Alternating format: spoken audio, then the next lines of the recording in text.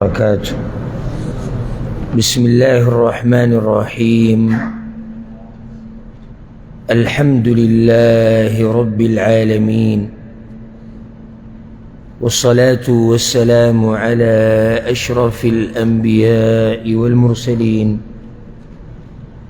نبينا محمد وعلى آله وصحبه أجمعين. أما بعد، تفسیر پا دی مبارکو درسنو کی منگ دی سورة البقرہ شپگشتم نمبر آیت کی لے گیاو. شپگشتم نمبر آیت کی داغ خلقو دے اعتراض جواب شوے دے چاچی دا اعتراض کردے دے چی اللہ ولی قرآن کی مثالون بیانے. نو دا دی آیت دا باز حصے پرون وضاحت شیو دیکھ اللہ سبحانہ وتعالی وی اعوذ باللہ من الشیطان الرجیم بسم اللہ الرحمن الرحیم ان اللہ يقينا لا يستحي أن يضرب مثلا ما بعوضة حيان كيد دينا چي بيان كي يوم مثال لرد ماشي فما فوقها يا داغين برا الله حيان كيدك دا حيا باركم خبر شيوه او دغشان د ماشی په باره کې د مثالونو په باره کې دلته الله وایي چې بیان کې یو مثال د ماشی فما فوقها یا د هغې نه بره. د هغې نه بره د دې دوه مطلبه دي، یعنې د ماشی نه وړوکی شی په وړوکوالي کې د هغې نه زیات. تاسو خو دا وایي چې ماشی الله ذکر کوي، نو الله وایي زه ګوره د دې ماشی نه یو وړوکی مخلوق هغه هم بیانولی شم په مثال کې. نو د ماشی نه وړوکی یو ذره شوه، هر شی چې هغه د ماشی نه وړوکی الله وایي زه د هغې مثال بیانولی شم. دغه شان وزر د ماشی وړوکی دی که وزري؟ وزر الله وی زه وزر بیانولی شم په مثال کې. یا فما فوقها معنی داره چې زیات د ماشی نه. ماشی خو وړوکی دی، که د دې ماشی نه په بدن کې غټي بل یو حیوان نو هغه هم زه په مثال کې ذکر کولی شم. د دواړه خبرې دې کې شتې. اوس حکمت واوره، دا مثالونه چې کله بیان شي نو حکمت د هغې کې وضاحت ته خبرې دی. اثر د دې حکمت په مؤمنانو باندې، اثر د دې مثال په مؤمنانو باندې څنګه او په کافرانو باندې. فاما الذین آمنوا، بس هر چا کسان دي چې ایمان یې راوړی دی. ګوره په ابتدا کې چې کمې خبرې وشوې بار بار به دې تکرار ته ضرورت نه وي. کم ملګري چې د درس د اولې برخې نه موږ سره ناست دي هغه به موږ سره ښه پوهېږي په اخرنۍ برخه کې. لکه اوس دلته فاما الذین آمنوا، ایمان څه مطلب دی، څنګه ایمان راوړه، دا وضاحت شوی دی. بیا به زه دا خبرې نه تکراروم، بلکې خصوصا د اخرنۍ سپارې داسې آیتونه به راشي چې صرف په د هغې روانه ترجمه کوو، هغه به واضح وي، ځکه دی تفصیل به مخکې شوی. نو ځکه اهتمام کوئ چې هر درس اورئ او پای کې ګډون کوئ او هغه یادوئ. هر چې هغه کسان دي چې ایمان یې راوړی دی، فیعلمون انه الحق من ربهم، نو هغوی پوهېږي چې بېشکه دا مثال حق دی د طرف د رب د هغوی نه. دا د مؤمن حال دی چې کله مؤمن مثال ووري په قرآن کې نو د هغه په ایمان او یقین دی وي دا زما د رب د طرف نه او د الله کلام دی چې الله پکې مثال بیانوي او که نه بیانوي. مثال د ماشي بیانوي که د مچي بیانوي او که د بل څه بیانوي. فعال لما يريد لا يسأل عما يفعل. الله چې څه وغواړي هغه کوي او څوک ترې تپوس نشي کولی. نو د مؤمن کار دی آمنا وصدقنا سمعنا واطعنا. زمونږ په ایمان دی، موږ یې رښتینی ګڼو، موږ واورېده، موږ پې عمل کوو. دا د مؤمن حال دی. واما الذین کفروا، او هر چې هغه کسان دي چې کفر یې کړی دی، فیقولون وی ماذا اراد الله بهذا مثلا، چې څه اراده کړې ده الله په دې مثال بیانولو سره. هغوی ایمان نه راوړي. د کافر دا کار دی، دی به چون چرا کوي ولې الله دا مثال بیان کو. نو د الله څه اراده ده چې دا مثال یې بیان کو. نو دا خو اوس خالق ته، نو خالق ته څه ضرورت دی چې مثالونه بیانوي؟ الله ته څه ضرورت دی چې ماشی ذکر کوي؟ الله ته څه ضرورت دی چې مچ ذکر کوي؟ دا اعتراضات دي، دا چې څوک نه مني د هغه سره دا خبرې دي. قرآن په باره کې د هغوی دغه شبهې، قرآن ولې په پلاني نه نازلېدو، ولې په طایف کې نه نازلېدو، او ولې په هغه ځای کې نه نازلېدو، او ولې د یتیم باندې نازل شو، او ولې په دې غریب نازل شو. دا ټولې پالتو خبرې دي. خبره د الله چې راورسي نو هغې ته به غاړه ایږدي. نو دوی دا تپوسونه شروع کړي چې یاره د دې به څه مطلب وي. نو دلته ته یو فایده ذکر کوم. دا بعض خلق چې کله د پیغمبر صلی الله علیه وسلم حدیثونه واوري، نو د حدیثونو ته بیا د غاړه زر نه ایږدي. چې کله دا حدیث راشي خلاف د ده د مذهب نه، یا د ده د ملا د خبرې نه، یا د ده د یو کتاب نه، نو بیا دلته به څه مطلب وي؟ او د آخري ژوند کې که اولني ژوند کې دلته پیغمبر بوډا شوی و که ځوان و، هغه پلانې پکې و او که نه و، او هغه داسې کړي و که نه و کړي، او ولې داسې نه وي، او ولې دغسې وي. دا د متبع مسلمان شان دا نه دی. پیغمبر یو خبره کړې زموږ په ایمان دی. اگر که زموږ د مولوي صاحب د خبرې خلاف دی، مولوي صاحب به خطا شوی، کتاب دی او عالم دی، بس د هغه نه به پکې سهو شوي، قلم یې ښویدلی دی، غلطي دې شوې ده. پلانې صاحب علانې صاحب زمونږ مشر، زمونږ پلار، زمونږ نیکه، بس د هغه نه به غلطي شوي. اوس داسې خو نشو کولی چې د پیغمبر د حدیث په مقابله کې ودرېږو او دا څنګه او څه اراده یې به وه، ولې کړي ده، او ناسخ دی او که منسوخ دی، او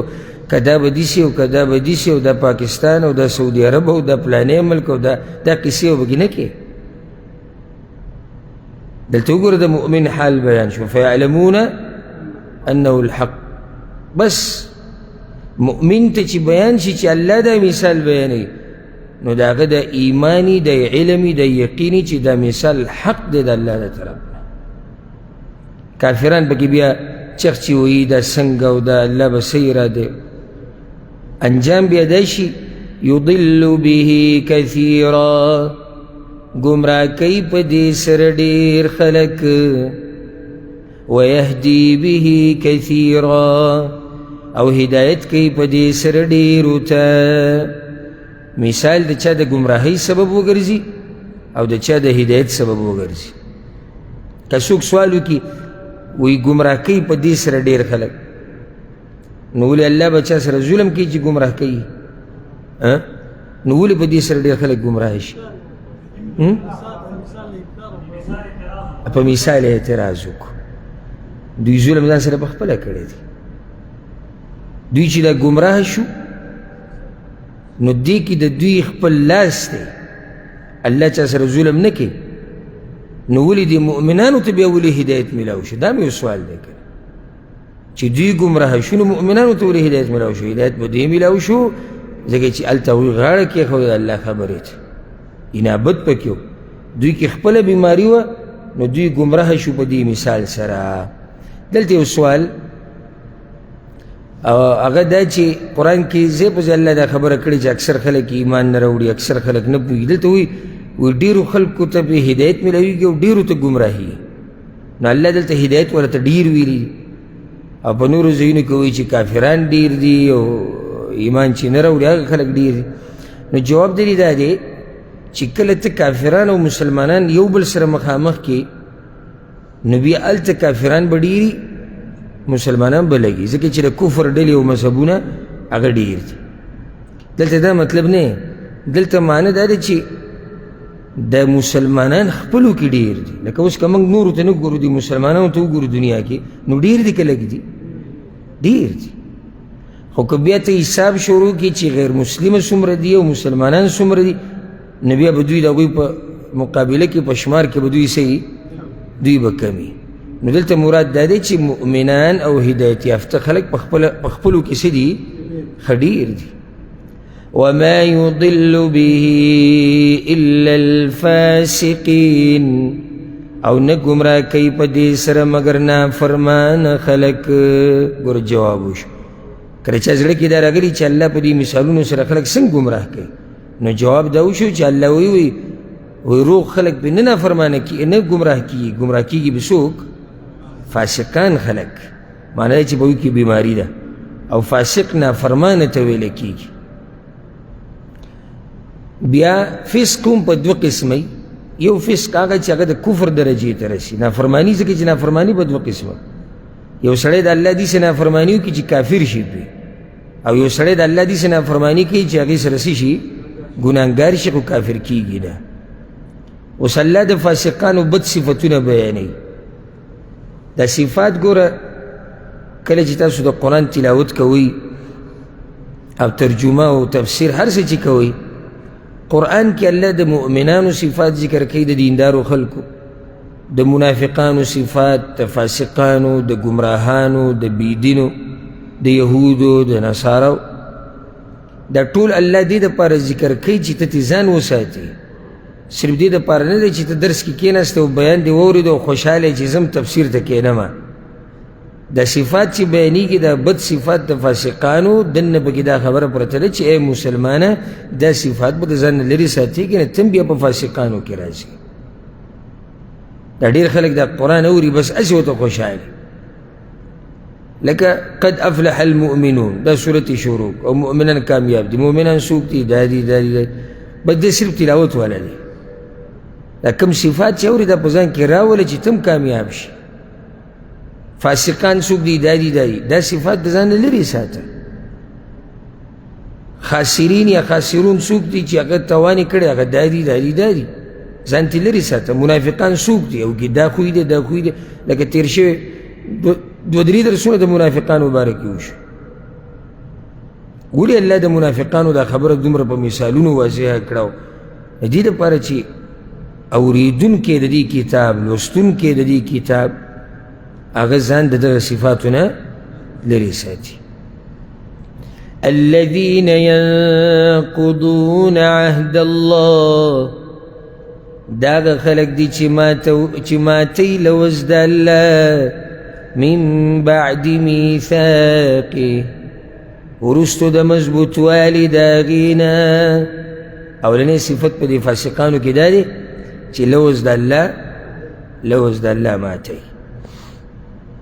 بیا مفسرینو خبرې کړي دي ډېرې چې دا لوز د الله څه شی دی. واضحه دا ده لوز د الله معنا هغه لوز چې الله د دې ټولو خلکو نه اخیستی د آدم علیه السلام د پیدایش په وخت کې چې الستو بربکم زه ستاسو رب نه سورة الاعراف کې به راشي. نو دې ټولو دا اقرار کړی دی چې او ته زمونږ رب یې. هماغه آیتونو کې الله دا ویلي چې دا کار مې دې دپاره وکړو چې سبا له بیا څوک عذر بیان نه کړي. زه ګوره ستاسو رب یم. دی فاسقانو دی مشرکانو دی کافرانو هغه لوز د الله څه کو هغه یې مات کو په دې طریقې سره چې بندګي خالص د الله ونه کړه. بل دا چې توحید په فطرت کې پروت دی دا هم یو لوز دی چې هر سړی د توحید په فطرت پیدا دی. نو دغه هم یو لوز دی چې دوی مات کو. الذین ینقضون عهد الله من بعد میثاق وروستو د مضبوطوالي د هغې نه معنی دا چې دوی په خپله دا لوز مضبوط کړی دی او خبر تیم دي. لکه ګوره په دې اهل کتابو کې ډېر مولیان نو ښه خبرو د دې خپلو کتابونو نه د دې وحي نه سره د هغې به خیانت کوو سره د هغې په پیغمبر باندې ایمان را نه وړو په قرآن ایمان را نه وړو ځکه ګوره قرآن کې به څو ځایونو کې دا خبر راځي چې تاسو ته د اوس نه یادوي کله الله د دې کافرانو په باره کې وایي لا یعلمون دوی سره علم نشته او کله به داسې راشي بعض ایتونو کې چې سره د علمه دوی ګمراه شو نو یو ځای کوي علم ورسره نه و بل ځای کوي علم سره ګمراه شو نو علم ورسره و خو په علم چې عمل ونه کړي دی داسې دی لکه علم چې ورسره نه وي جاهل یوازې په علم کولو سره سړی عالم کېږي خو نه عالم خو هغه دی چې په خپل علم باندې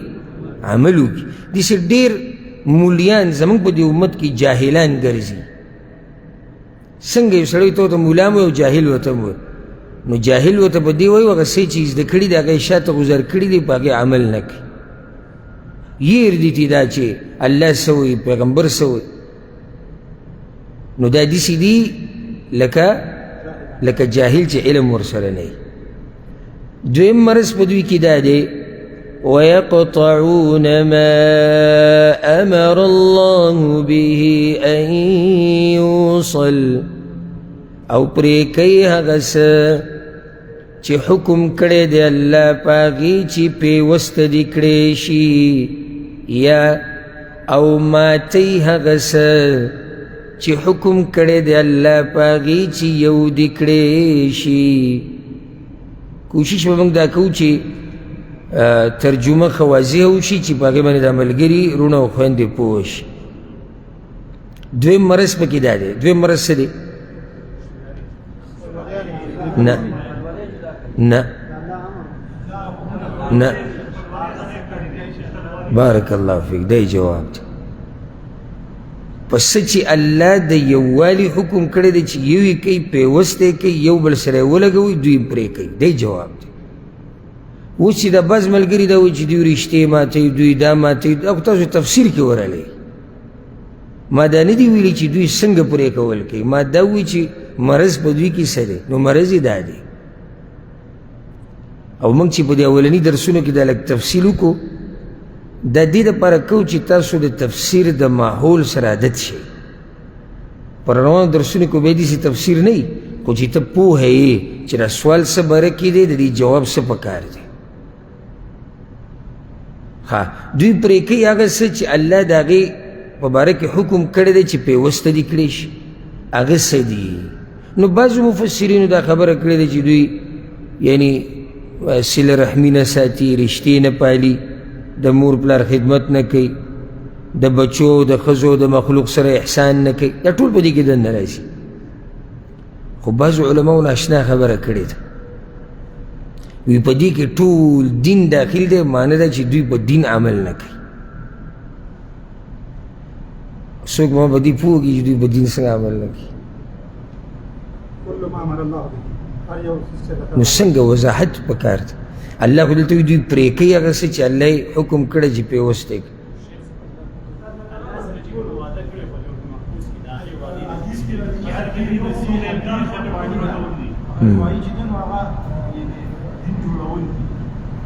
څه ووایي صحیح ده دا خبره صحیح ده خو په دې خبره چې دا خو تاسو هغه یوه خبره ذکر کوئ ما تاسو ته دا وایي چې بعضو مفسرینو دا خبره کړې ده وایي دلته مراد د دوی چې څه پرې کوي یعنې د الله ټول دین ختموي نه نه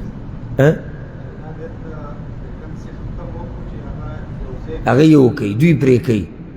نو هغه وایي چې دلته مراد ټول دین دی یعنې دوی په دین عمل نه کوي څنګه په دین عمل نه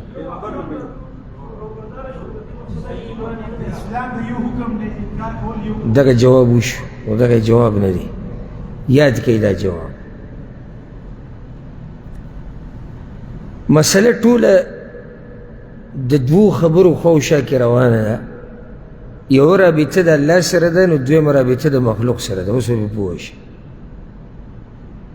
او دا دین ټول دې دپاره دی چې دې رابطه جوړه کړي د چا سره د الله سره نو چې دین پکې نه وي نو څه یې ماته کړه رابطه چا سره پرې کړه الله سره. مخلوق سره چې احسان نه کوي او رشتې نه پالي، رشتې ختمه کړه د مخلوق سره، نو دې کې ټول دین دننه راغی. هر بې دیني هغه ته خپله رابطه کټ کې د الله سره، او الله تا ته څه ویلي دي چې دا رابطه څه که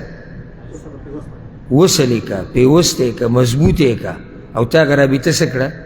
هغه دې پرې کړه، هغه دې قطع کړه. اوس یې پوه شوې؟ نو ټول دین پکې دننه راغی. لکه اوس که څوک دا وایي چې مور پلار سره رشته نه ساتي او دا نه کوي او دا نه کوي، دا ډېرې خبرې ده، مونږ کمه ذکر کوو. خو لنډه داسې چې معنی ده چې دوی په دین باندې عمل نه کوي. څنګه په دین باندې عمل نه کوي؟ یعنی رشته د الله سره، عفوا رشته د مخلوق سره چې کومه جوړول غواړي هغه دوی پرې کوي. رابطه کومه چې د الله سره جوړول غواړي هغه دوی نه ساتي، هغه ماتوي. نو دې کې دننه راغلي که نه ټول.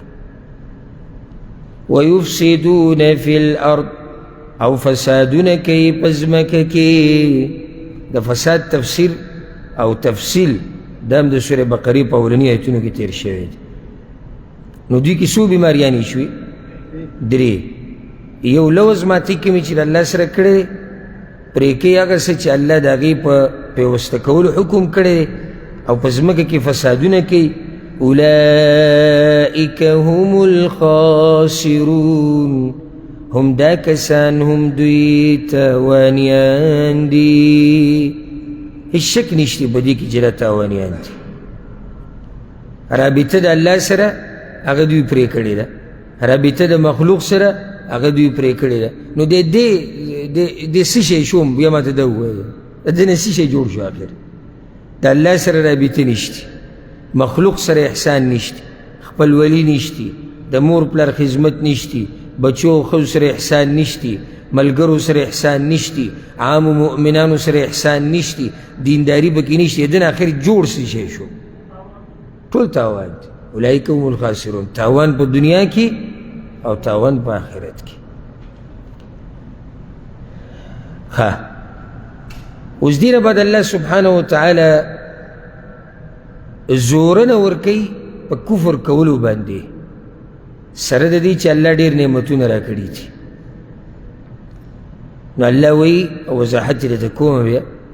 کیف تکفرون بالله، څنګه کفر کوئ تاسو په الله، یا څرنګه انکار کوئ تاسو د الله نه. سوال چې کله وشي که نه، نو د سوال کولو ډېر مقصدونه وي. دلته سوال دې دپاره نه دی کړی چې جواب یې وشي، ځان پې پوه کوي. کیف تکفرون بالله، او کافر شروع کړي چې زه کفر داسې کوم او زه داسې کوم. نه دې دپاره نه. اوس یې استاد شاګرد ته وایي ته دا سبق څنګه نه یادوې؟ نو هغه به جواب ورکوي چې څنګه نه یادوم؟ نه، سوچ به کوي. دې کې زورنه ده.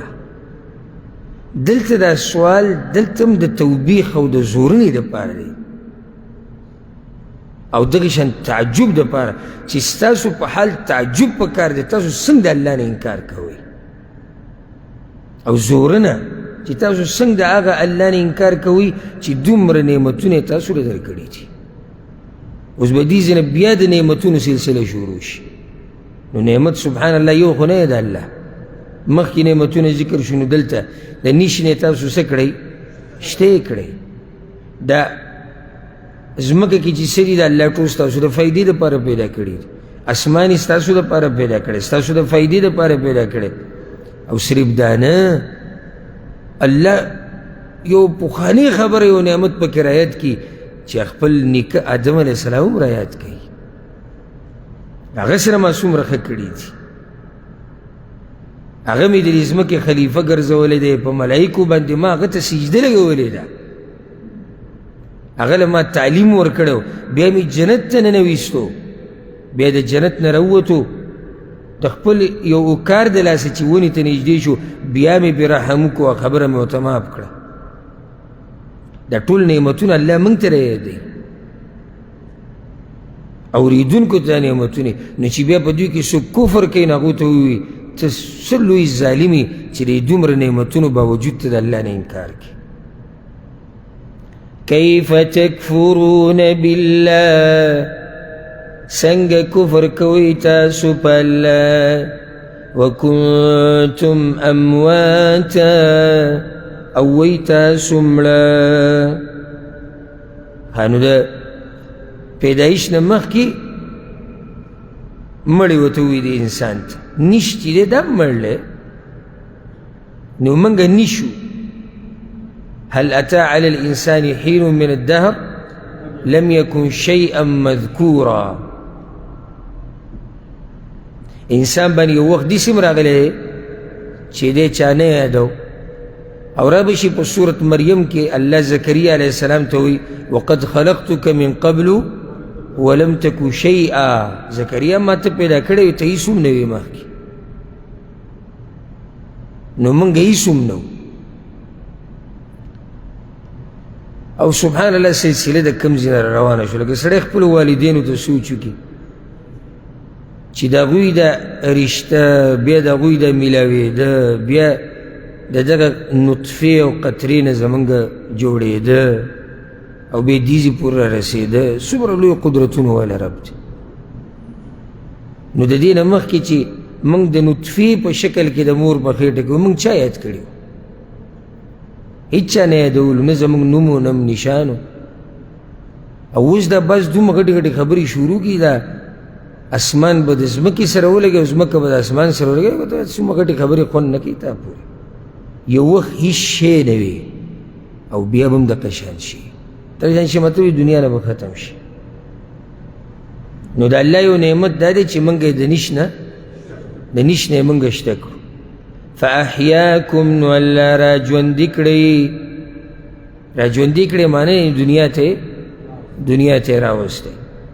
ثم یمیتکم بیاب موجنی یا بیاب وجنی تاسو ہمیشہ با دنیا کے پاتے کے دم نشتی مخ کی تا مڑوی بیاب مڑیش ثم یحییکم بیاب تاسو را جوندی کئی دا آخرت اگر جوندی کول دی بی ثم الیہ ترجعون بیاب دگا اللہ تورگرزولے کی گئی کم اللہ چی پیدا کڑا گا تب واپس سبحان اللہ دا آیت یعنی لکم وقتنا چا الحمدللہ درسونو دا سلسلہ روانا دا آیت مخصوص پیری ترجمہ کردے پا درسونو کی پا تفسیرونو کی او دیر مسلمانان نیکان مؤمنان ملگری منگ سر پا درسونو کیو دا آیت اوریدلو او نن اگوی پا دق سفر ہوتی ثم یمیتکو نو دا تاوسو ایسی تنبید پارتا ہویم چی ننی منگ اوریدون کیو اگوی نشتی او پا دی معنی یو روز منگم پا دقا سفر ہوزو وکنتم امواتا فاحیاکم ثم یمیتکم نو بیا با دی قبرونو کی چی سمر پراتی دی طول انتظار دقیت دی ثم یحییکم ثم الیہ ترجعون خانو دلتا اللہ قدرتم رایت شو نعمتم رایت شو نعمت سا دی دینیش نشتک نو بیا با کی بل سا نعمت بل نعمت بگیشتی ثم یمیتکم سنگا بارک اللہ فیک قرآن کی جس سڑے جور سوچو کی دیکھ دیر اکٹ حکمتو نا پراتی اس کا اللہ دی سی عمر سڑی لور کولے جی دے بڑایشی و پروتی و پبت حال دا معذاب تھی نبی ابل نعمت بکشتی ثم یحییکم کس نعمت تھی سنگ نعمت تھی بارک اللہ فیک نعمت دا دی چیتا چی سکڑی دی آگا اب تا تا ملوشی دا بل نعمت او کتا سر چا ظلم کردے دے دا غیبم تا پوسوشی هو الذي خلق لكم ما في الارض جميعا خاص اللہ غزات تے چی پیدا کری دستا سو دا فائدے دا پارا هغه څه چې په ځمکه کې دي ټول دا اوس د الله بل نعمت دی. سبحان الله دا دنیا یې زموږ دپاره پیدا کړې ده او موږ یې د خپل عبادت دپاره پیدا کړي وو. د هغه څه دپاره چې پیدا کړي وو د هغې نه غافله شوي وو، هغه څه چې موږ له پیدا کړي په هغې پورې نښتي وو. دا دنیا ګوره الله زموږ دپاره پیدا کړې ده، زموږ دپاره یې مسخر کړې ده او موږ په هغې پورې نښتي وو. مه هېرېږه دا تا نه تښتي نه چې څو پورې ته په دې دنیا کې یې تا ته به رزق میلاویږي، خو ته خو یې پیدا کړې د خپلې بندګۍ دپاره، د هغې غم وکړه، سوچ د هغې وکړه، دا دنیا تا نه تښتي. حدیث کې راځي پیغمبر صلی الله علیه وسلم وایي یو نفس د هغه وخته پورې دنیا نه نشي تللی چې څو پورې خپل رزق نه ختم کړي. چې کله د نه سا ووته که نه نو بیا دې پوه شي دا خلک چې د ده نور رزق ختم شوی. دلته یو فایده د دې معنی دا نه دی چې ځمکه کې څه دي ټول یو دا ټول حلال دي، نه دا مطلب یې نه دی چې هر شی جو بس حلال او جایز دی. نه معنی دا دی چې ستاسو لپاره پکې څه دي فایدې دي، یعنی مجموعه چې ذکر کې عموما دا ټول څه چې دي دا زموږ د فایدې دپاره دي. بعض څیزونه بیا الله په موږ باندې حرام کړي دي.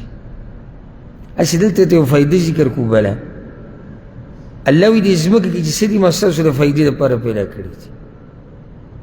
اوس په دې ځمکه کې دا ماران هم شتي او دا درندګان پکې هم ګرځي که نه، او دا چرمښکۍ پکې هم ګرځي، لړم پکې هم ګرځي، نو دې کې موږ ته څه فایده ده؟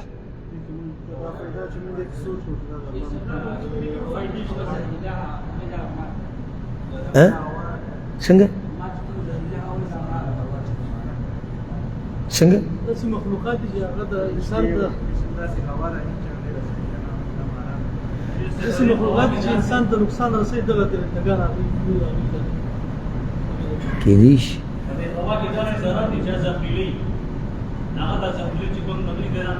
دا خو صحیح شو. دا خو تاسو لکه یو دغه ذکر کوو، یو داسې ټولو دا جوابونه صحیح دي ځکه چې د هر یو ملګري او ورور جواب په خپل ځای صحیح دی. فایده دې کې لویه فایده هغه دا ده کوم چې دا جواب دا ورني ملګري اوس دې ورور وایي چې موږ الله وپېژنو، د الله قدرت. دویمه چې کله موږ دې قسمه مخلوق ته وګورو نو د قبر د عذاب نه او د نورو عذابونو نه ویریږو. او بیا دریمه فایده دغه ده کوم چې دې ملګرو ذکر کړه چې دا بعض زناور الله په بعضو مسلط کړي دي، یا دوی زهر ځان ته راکاږي یا یو څه کوي یا بل هر څه چې کوي دا بیا ډېرې فایدې دي. الغرض دا چې په هر شي کې څه نه څه حکمت شته. ثم استوى إلى السماء بیا اراده وکړه اسمان ته. الرحمن على العرش استوى او ثم استوى الى السماء. دلته استوى سره اله راغلی دی نو دا په معنی د ارادې، او چې صرف دغه راشي فعل استوى نو بیا په معنی د څه د پاسه کېدو اوچتېدو. دلته مطلب دی چې بیا الله اراده وکړه اسمان ته. پرون کا بروز ما دا خبره ذکر کړی چې اول الله څه پیدا کړی ځمکه بیا اسمان پیدا کړی. کو یو آیت کېدای شي تاسو واورئ په سورة النازعات کې هغه تاسو ته اشکال پیدا کړي والارض بعد ذلك دحاها، او ځمکه وروسته د اسمان نه غوړولې ده. نو الحمدلله په دې کې څه اشکال نشته. ځمکه الله پیدا کړې ده د اسمان نه مخکې خو غوړولې نه وه، خوره کړې نه وه، فرش یې نه و جوړ کړی، صرف یې پیدا کړه. بیا الله اسمان ته اراده وکړه اسمان یې پیدا کړو نو د هغې نه بعد یې څه چل وکړو ځمکه یې وغوړوله. نو الحمدلله څه اشکال نشته. فسواهن 7 سماوات بس برابرې جوړ کړل و اسمانونه ودي په یو بل د پاسه دي. تفصیل به په نورو ځایونو کې راشي انشاءالله. او دغه شان ځمکې هم ودي، دا قرآن کې الله ذکر کړی دی. ځمکې هم ودي خو ځمکې د یو بل لاندې دي او اسمانونه په یو بل د پاسه دي و اسمانونه و ځمکې وهو بكل شيء عليم او هغه الله په هر شي باندې پوه دی دلته یې ولې دا خبره وکړه دې دپاره وکړه تا ته دا وایي چې ای انسانه ای اورېدونکیه دا ترتیب چې ما د دې دنیا کوم جوړ کړی دی که نه دا په علم بنا داسې مې نه دی جوړ کړی دا ځمکې اسمانونه الله ما چې پیدا کړي دي که نه نو دا په علم بنا دی الله عالم دی پوه دی حکیم دی کم شی کم ځي کې څنګه څومره دا ټول علم د الله سره دی اوس به خبره کیږي د ملائکو د آدم علیه السلام او د ابلیس د تکبر او د نافرمانی ها وَإِذْ قَالَ رَبُّكَ د دې ځینه خبره شروع شوه د هغه وخت چې کله الله ملائکو ته ویلو چې زه په دې ځمکه باندې یو خلیفه جوړوم سوال زړه کې راځي چې د دې دغې سره څه ربط دی تاسو به څه جواب کوئ مالک صاحب مخکې جواب کړی شي بارک الله فیک یو جواب دا کیدی شي بل ویښ نه او صحیح شو دقه جواب شو تاسو ویښ نه لږ ساعت مخکې ما دا ووایي چې الله نعمتونه رایادوي نو دا نعمت یې زموږ په نیکه نه دی کړی که نه ما دې څه ویلي نو دغه ربط دی که نه نعمت دا دی چې ځمکه او اسمانونه پیدا کړي دي په دې ځمکه کې چې څه دي زموږ د فایدې دپاره دي نو بل نعمت دا هم دی چې کله الله ملایکو ته نو خبره د هغه ځای نه راواغسته نو احسان په پلار نیکه باندې دا احسان په بچو په کشرانو باندې دی الله احسان کړی د آدم علیه السلام سره هغه احسان په موږ باندې دی آدم علیه السلام له الله کم مقام ورکړی نو اوس دلته هغه واقعه راوړي نو یو مقصد د واقعې د راوړو هغه دا دی چې الله نعمتونه رایادوي کومې چې به موږ کړي دي دغه شان په دې کې یو بل مقصد دا دی چې الله دا ثابتوي چې علم الغیب صرف د الله سره دی بل به پکې الله دا ثابتوي چې انسان ډېر عزتمند دی وَإِذْ قَالَ رَبُّكَ او کله چې ووی رب ستا للملائکه ملائکو ته ملائک ته د الله یو عجیب مخلوق دی ناشنا او الله د نور نه پیدا کړي دی او صرف بندگی د الله کوي د الله نافرماني نه کوي شمار د دوی هغه الله ته معلوم دی چې څومره دي او په دوی کې د هر یو ملک په دې ملایکو کې د هغه الله یو ډیوټي مقرر کړی دی هر یو په یو کار کې دی په یو عبادت کې دی خو مشهور په دې ملایکو کې چې د هغوی نومونه راغلي دي هغه جبریل میکائیل اسرافیل علیهم السلام دا مشهور دي دغه شان مالک چې هغه د جهنم خزانچي دی رضوان نوم راغلی دی چې دا د جنت خزانچي دی خو هغه روایت سنه څه لږ کمزوری دی ملک الموت دا الله دا هغه چا خبره کړې ده چې کم ملک ته الله دا سپارلی دي چې هغه روحونه اخلي د دې مخلوق نه نو د کومو چې نوم ذکر دی زموږ پې تفصیلي ایمان دی موږ ته کار معلوم دی زموږ پې تفصیلي ایمان دی لکه جبریل علیه السلام نوم یې دا دی د ملایکو سردار هغه جبریل علیه السلام دی او کار یې دی وحی راوړه هر پیغمبر ته وحی در راوړی اسرافیل علیه السلام کار یې دی شپېلۍ کې پوکې کول د بعث دپاره او د قیامت ته راتلو دپاره میکائیل علیه السلام کاری دی د الله په حکم سره باران راورول او د ځمکې نه بوټي را زرغونول. دا کار الله هغه ته حواله کړی دی. او سبحان الله د درې ونو چې کوم کار سره تعلق دی هغه درې ونو کې ژوند دی. ملک الموت هغه روحونه علي. اسرائیل نوم د ده دپاره دا په قرآن کې او په صحیح حدیث کې ثابت نه دی، بلکې د اسرائیلي روایتو کې راغلی. نو غوره دا ده چې د ده په باره کې ملک الموت ووایو، بس هغه ملک چې ساګانې علي. او که څوک اسرائیل ووایي ګناهګارېږي پرې نه، خو دومره ده چې دا نوم په صحیح سند سره نه دی ثابت، نو ډډه کول ترې غوره دي. وَإِذْ قَالَ رَبُّكَ لِلْمَلَائِكَةِ او کله چې ووایي رب ستا ملایکو ته إِنِّي جَاعِلٌ فِي الْأَرْضِ خَلِیفَةً، یقینا زه پیدا کوونکی یم په ځمکه کې یو باچا. الله ملایکو ته دا خبره وکړه، وایي زه په دې ځمکه کې یو خلیفه پیدا کوم. واضحه معنی یا مطلب دلته د خلیفه یو خو دا چې باچا، دویمه دا چې خلیفه په معنی دی چې یو بل پسې راتلونکی مخلوق، چې یو مړ شي نو وروسته ورپسې بل راځي. او خلیفه دې ته هم وایي چې فیصلې به کوي،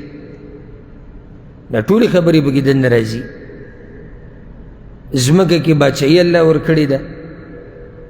او په یو بل پسې د انسانان راځي، او خلیفه چې د فیصلې هم کوي، حکم هم صادروي.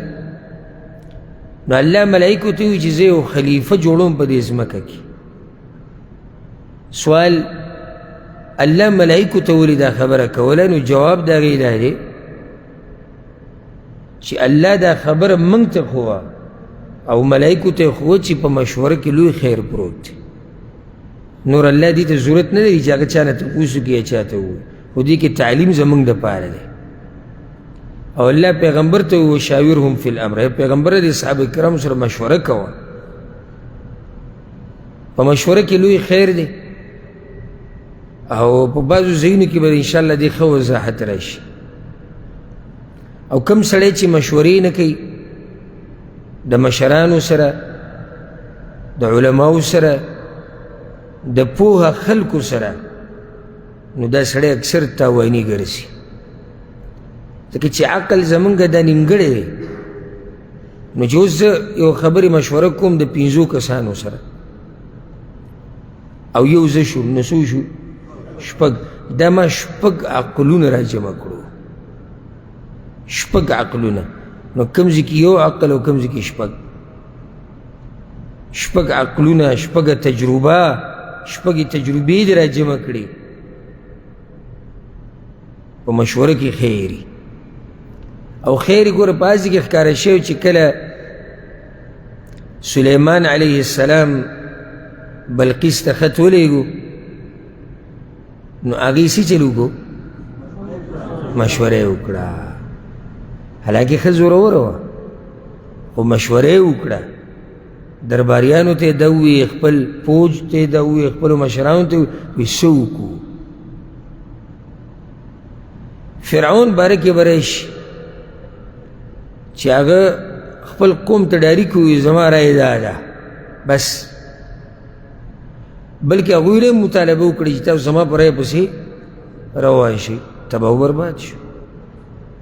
نو په مشوره کې الله لوی خیر اچولی. دې ځای کې تعلیم الله موږ ته راکوي د مشورې. ښه،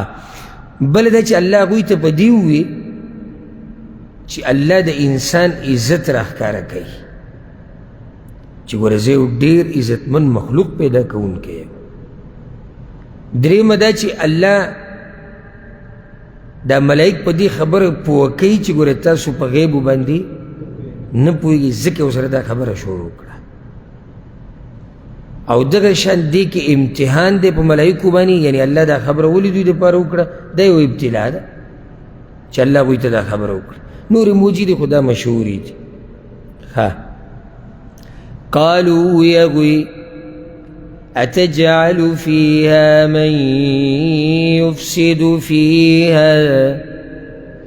آیت پیدا کے پدی زمکہ کی آغا سوک چی فساد بکی پدی کی ویسفک الدماء او تویی بوینو لرا پنا حقا ملائکو از دا حکمت بارکی تپوسکو دلتا دا ملائکو مقصد دا انسانان از غیبت کول ندی خو حکمت معلومی خو دا غین مخ کی سوال زړه کې دا راځي چې ملائکو ته څنګه پته ولګېده چې د انسانان به فساد کې وینې به تویوي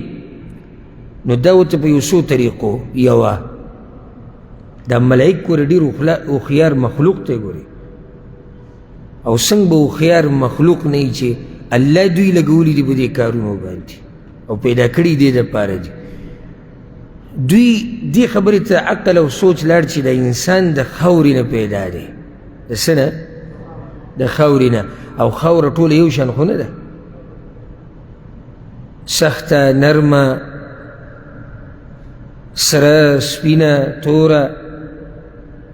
نو دا خو به د دوی خویونه بدلي نو دا خو به دوی د یو بل سره بیا مسلې راځي دې ځینې د ملایکو دا خبره معلومه کړه یا بعض علما وایي چې وی دوی د دې خلیفه ټکي نه دا خبره معلومه کړه ځکه چې خلیفه هغه چاته وایي چې فیصلې کوي نو فیصلې کله کیږي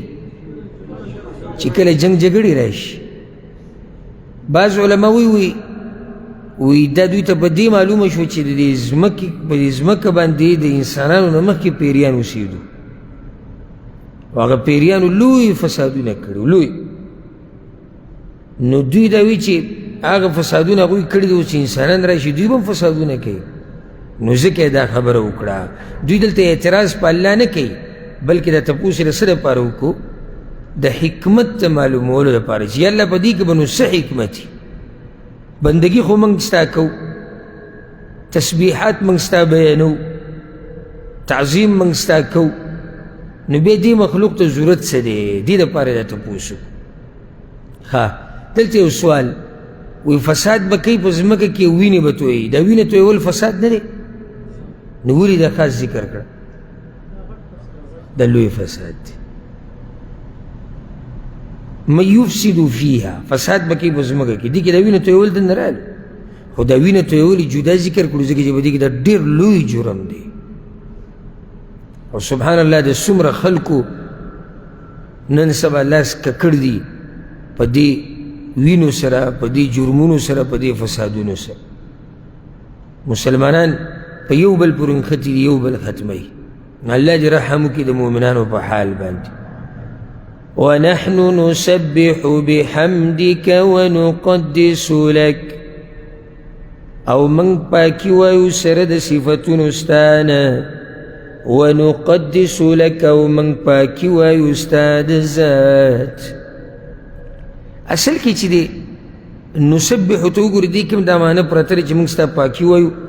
ونقدس لک په دې کې هم دا معنی پرته دی چې موږ ستا پاکي وایو دا خو دواړه یو شان شو نه فرق بعضو علماو دا بیان کړی دی وی د تسبیح دې ته وایي چې پاکي د صفاتو بیان شي او تقدیس یعنی پاکي د ذات بیان شي د الله د ذات نو ملایک وایي چې یا الله موږ ستا د صفاتو هم پاکي بیانو او ستا د ذات هم پاکي بیانو خو ملایکو دا خبره ولې وکړه د دې دپاره وکړه چې د عزت الله موږ ته راکړي او که دا موږ ته راکړی شو الله ولې بل انسان پیدا کوي موږ خو لګیا یو د الله بندګي کوو سبحان الله ګوره دې کې دا فایده هم ده چې جذبه د الله د بندګۍ چې بل زمانه په دې کې مخکې نه شي څنګه چې د دنیا والا مقابلې کوي په دنیا کې مؤمنان مقابلې کوي د الله په بندګۍ کې نو هغوی دا خبره دې دپاره وکړه دا نه چې تکبر یې کوو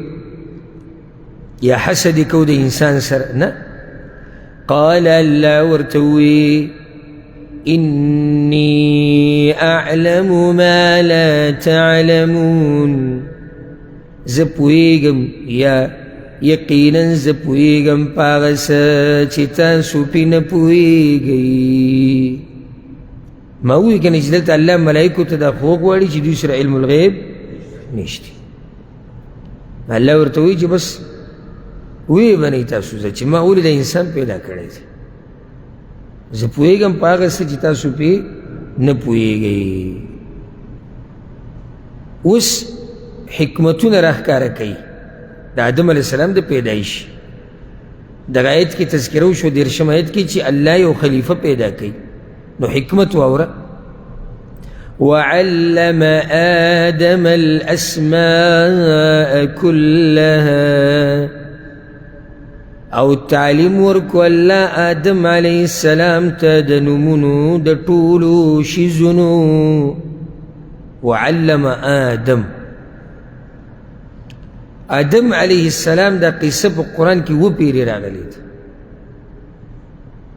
او دا فائدې ده کې قرآن کې الله د 20 پیغمبرانو تذکره کړې ده، 27 او د آدم علیه السلام ذکر پیری راغلی ده. آدم علیه السلام دا د انسانانو پلار دی، د دنه دا ټول انسانیت خور شوی دی، او دا نبی دی، او الله سره خبرې هم کړي دي.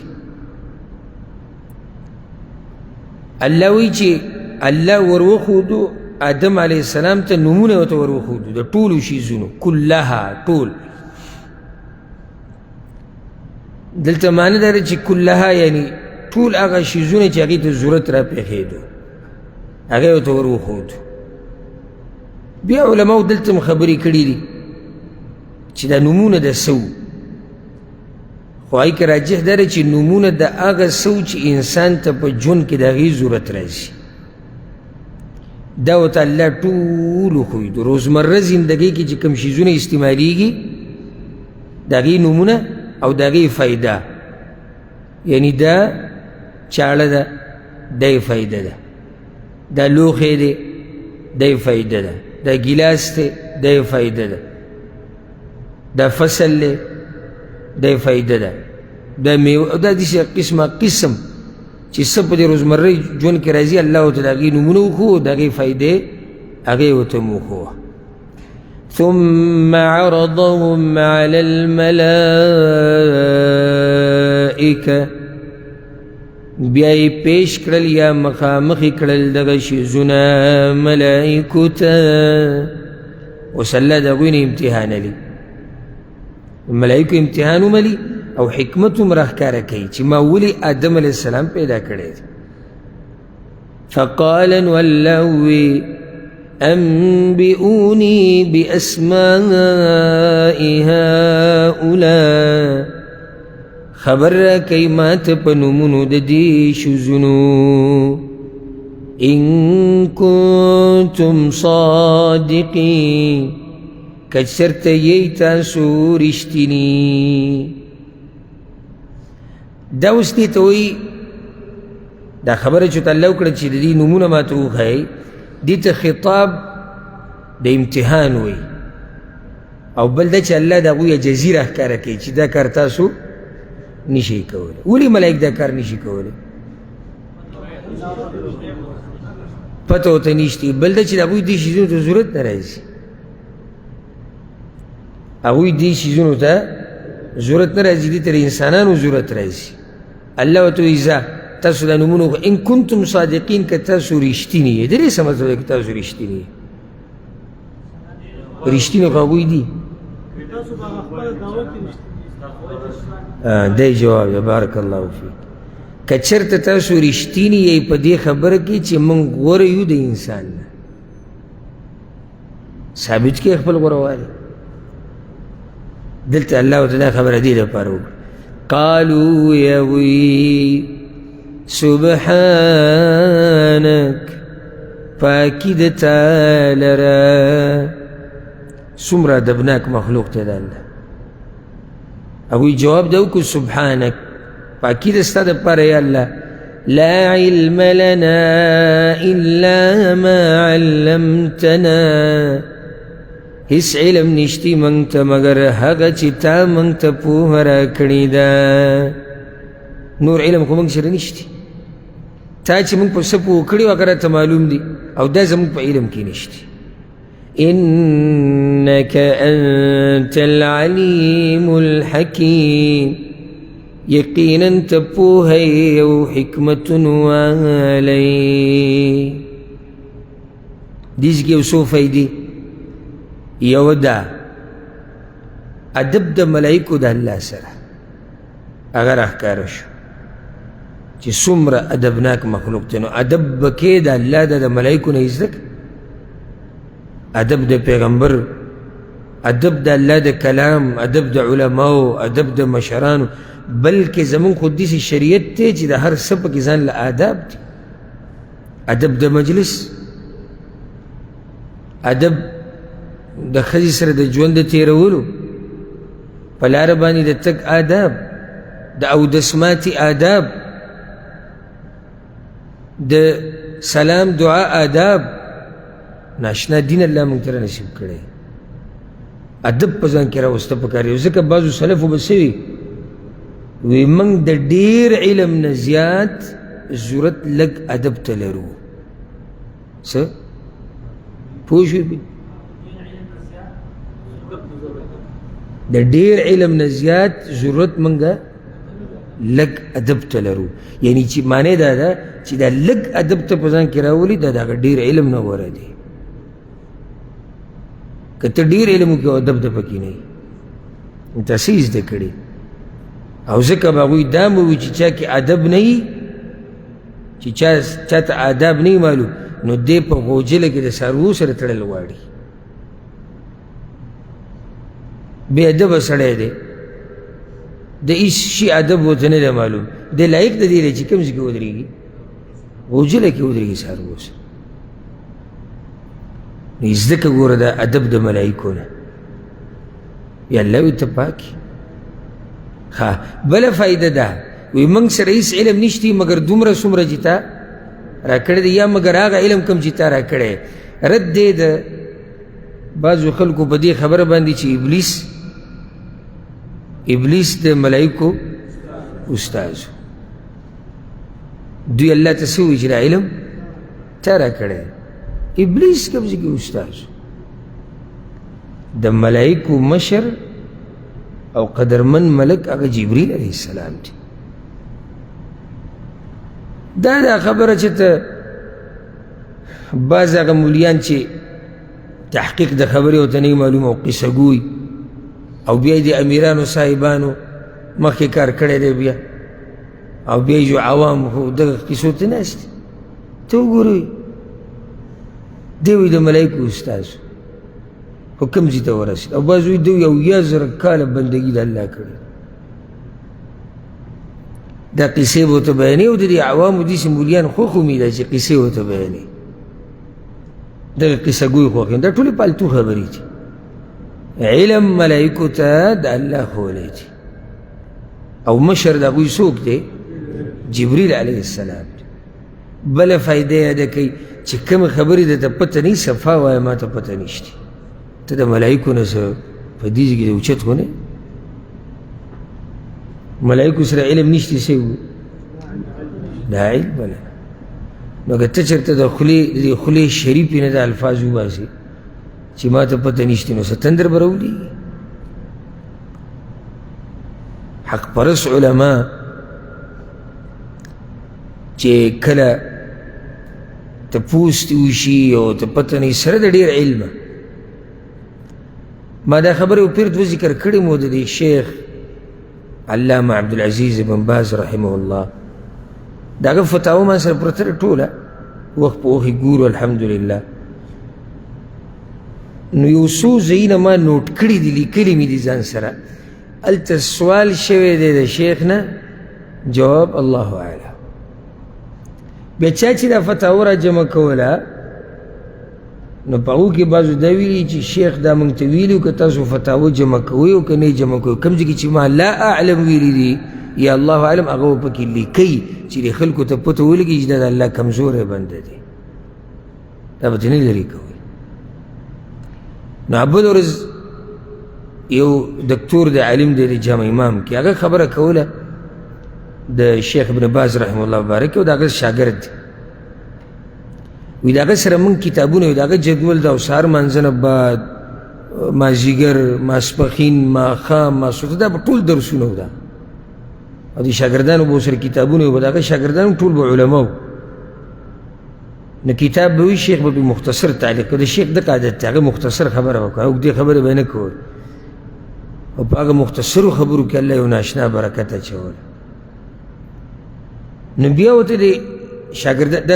دغه شیخ دا خبره کوي بیا ورته موږ وایو چې شیخ صاحب هغه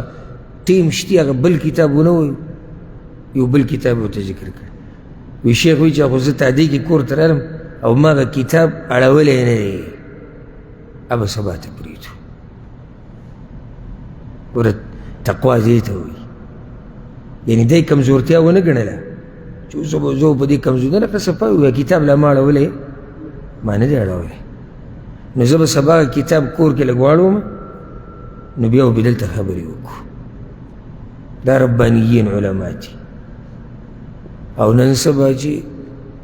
فیسبوک کې بیان راشي که او د فیسبوک د شیخان او مفتیان دومره ډېر شوي چې فارغه شي فارغه او که څوک زما دا بیان اوري خفه کېږي الله دې خوشحاله کړي